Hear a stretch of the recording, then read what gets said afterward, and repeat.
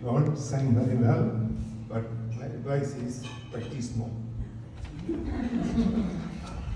Please do practice more. That is what we need. Huh? Even spirituality, we have to practice. Similarly, the same thing you have to practice. Okay? First the message.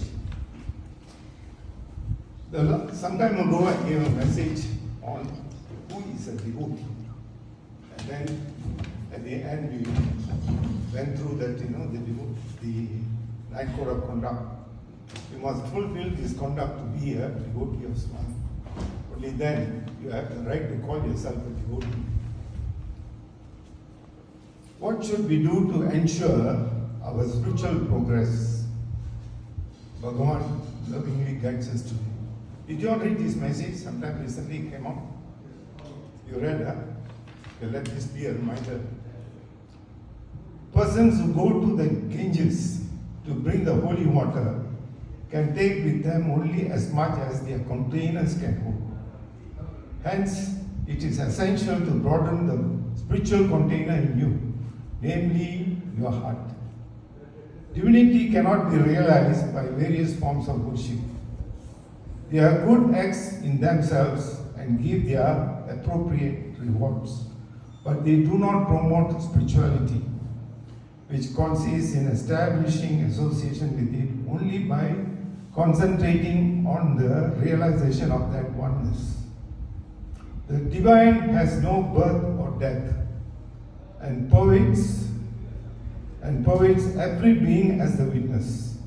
What is required is a transformation of the heart. All bad thoughts and feelings should be expelled from the heart. Even in the performance of bhajans, listen, bhajans. Even in the performance of bhajans, there should be wholehearted participation. It should not be a mechanical ritual. Once your heart is filled with sacred thoughts and feelings, they will be reflected in your bhajan singing. Though through your singing, you should give joy to the participants. So basically, practice. Okay, brothers and sisters, this is a very powerful message. How do we gauge our spirituality? We are not, even children, when they go to school, they have to sit for exam. But what exams are we sitting for? How do we gauge ourselves? Is there a barometer to gauge ourselves? Yes, there is. We have to put on our thinking cap. How far we have moved. We have come as a size instrument. Okay, by the way, this instrument and devotee. We cannot call ourselves a devotee until you become an instrument. First, you become an instrument. Work for him. Even just now, when sister read that message, the sister who did the last message, Swami said, in that it's very clearly said, at the last stage, be an instrument of my teachings. Be an instrument. So we don't go and say, I am a devotee of Swami. First be an instrument. Because that is for him to decide whether you are a devotee or not. We are not deciding as a devotee. So, he talks about this vessel, the heart. Ganges, the water is supposed to be pure, isn't it? But if this container is not pure, how can the water be pure? You can go and bring any amount of water, but this must be pure in order for the water to be pure. I remember we all went, one trip. I had the opportunity of diving inside the Ganges.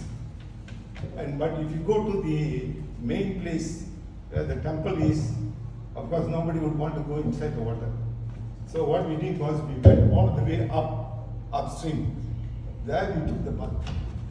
The water was running, the Ganges was flowing very fast. And we had a wonderful dip inside. So, brothers and sisters, the power of this message is we must not proclaim ourselves as a devotee until we realize the devotion. Are we really devoted to Swami? The meaning of devotee is, a devotee is one who is devoted to his what? Teachings. Exactly. It's only when we fulfill his the teachings that he has given. Of course, you cannot fulfill in this one life. It may take a few lives in order to fulfill. But let's try and do our best to fulfill whatever we can. Only then we are qualified to be a devotee. So please remember that in mind. And then going to temple, he spoke also about going to temples and then praying there. Today, most of the people going to the temples are doing a lot of bargaining. Bartering. What they call it? Butter. Butter trade. Butter trade. Swami, you do this for me, I'll break so many coconuts and then you give me this. It is actually making some business with God. Business with God. This is exactly what's happening in most of the temples. And the priest will come and say, okay, you do 5 palkudam. Bring 5 palkudam, we do the abhishekam, and then everything will be cleansed.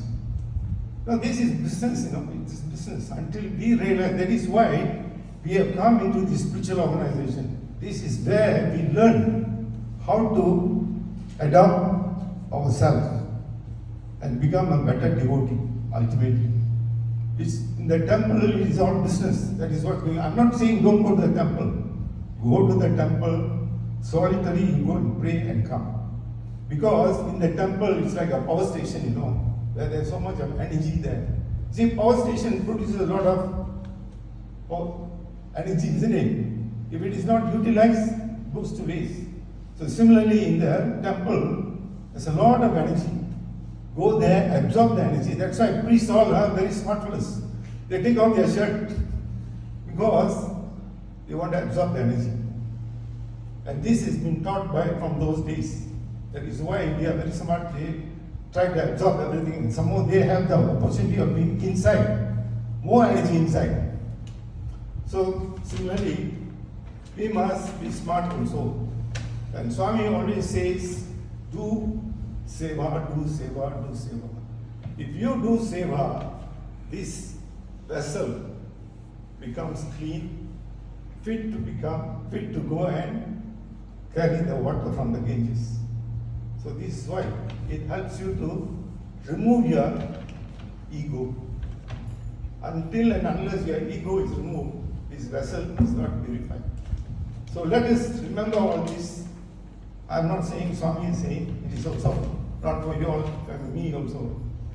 So we have come through all the way. We have a few more years. At least let us do the best we can. Okay? Sairam.